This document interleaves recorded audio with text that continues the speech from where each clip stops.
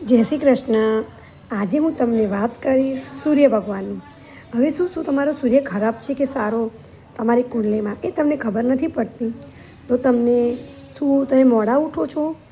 તમને મોડા સુધી સૂવાની આદત છે?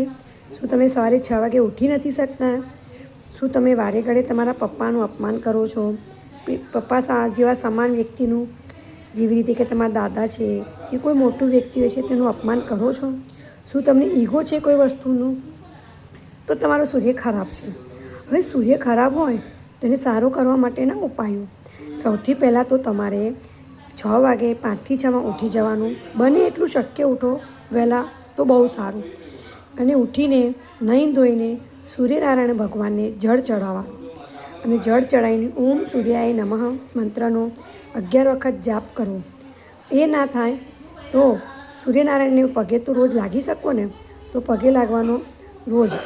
બીજી વસ્તુ કે તમને થાય એટલું મેક્સિમમ આદિત્ય સ્તોત્રમનો પાઠ સવારે બને ત્યાં સુધી સ્કૂલ જતા હોય તો સ્કૂલમાંથી આવીને બી કરી શકો છો.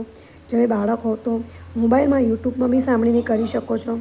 તો આદિત્ય સ્તોત્રમનો પાઠ દિવસમાં 1 વખત અવશ્ય કરવાની કોશિશ કરો. તમને એનાથી ઘણી પ્રગતિ થશે. અને હા, રોજ પપ્પાને પગે લાગીને જ ઘરની બહાર જવાનું, મમ્મીને ને બંનેઓને. જેના કારણે તમારા પપ્પાને પગે લાગીને નીકળશો, તમારું સૂર્ય મજબૂત થશે.